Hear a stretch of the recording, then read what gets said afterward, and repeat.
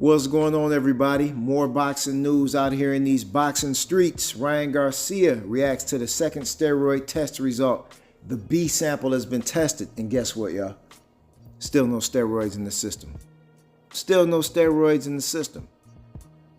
We're only hearing about this ostarine. Now, I've been involved in the fitness industry for a very long time, and I have never heard of ostarine. I have no idea what this is. So I'm with Ryan Garcia on that one. Whatever this imaginary ostarine, or ostrich as he calls it, I've never heard of it in my entire life. I don't know what type of hat tricks are being pulled. I don't know if the Haneys are just bitter about the loss. You know, and judging by Bill Haney's character so far in the public eye, he does appear to be the individual, in my opinion, who just can't let it go and can't let it be, and yeah, will actually pull something slimy like this. So levels of a high ostarine. And for Devin Haney to speak on that, you know, who's a master manipulator as far as his weight goes, because he'll get down and there are pictures of him actually having, you know, little pokes at his stomach or whatever. I'll get to that later on, maybe in another video.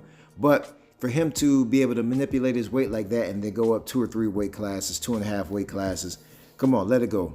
Devin, you took the loss, my man. Let it be. So in other news, Jermall Charlo stripped of the WBC title. And what I have to say about that is, it's about time. It's about time. Like, come on.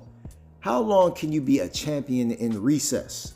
If you've got mental issues going on or whatever the case is, go get them handled, but you got to cough up those belts. There's other fights going on.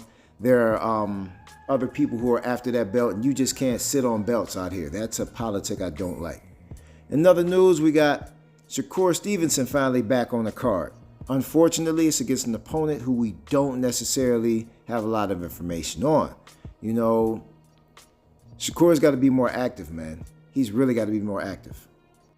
And I get it entirely, like how the politics of the sport can delay your gratification as far as getting the fights that you want to get. But you still have to be active out here. It doesn't even have to be in the ring. These guys have to be active in the community. They have to be active doing something to show that they are still active, period, to build their brands. Brands get quality fights. No name brand, no quality fight. And check this out. I want to know, who is y'all's pound for pound right now? Is it Bud or is it Inoue? I got a different feel about this now. Bud is my guy. Like, I definitely think Bud is that guy. But Inoue is out here on his heels tough. I got these guys tied right now.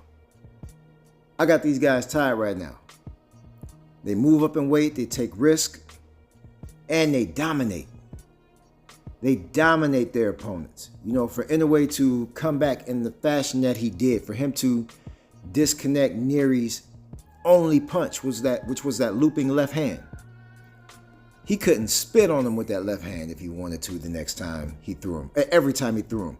He just shot, rolled under, shot, tucked under. Very well played. So I got him tied. Who do y'all have? And in other news, it is fight week for Lomachenko Kambosos. Listen, I still got Lomachenko winning. Lomachenko's still a beast. I don't care what nobody says. Kambosos definitely has the heart of a champion. A very game fighter, and he throws no towels as far as, you know, giving up. He's very gamey, very down to fight, very down to go, and he'll let his hands go. But his defense is just not to the point where I think he could do anything against Lomachenko. Lomachenko has always had great footwork, great countering, and he gets good reads on people. So once his timing gets up, then he puts fighters in a real bad blender. Still to this day, I'm not sure how they gave Haney the edge when it came to the Lomachenko-Haney fight. I personally have a bias that thinks that they went with the younger fighter so they could start putting their cash and investments behind a younger fighter. You know, the integrity of boxing has been ruined by the money around boxing. And the sanctioning bodies, these promoters and everything, they have the final say when it comes to, who they actually put on that pedestal. But who do y'all have this weekend anyway? Give me some feedback under. Let's talk about it. All right, let's go.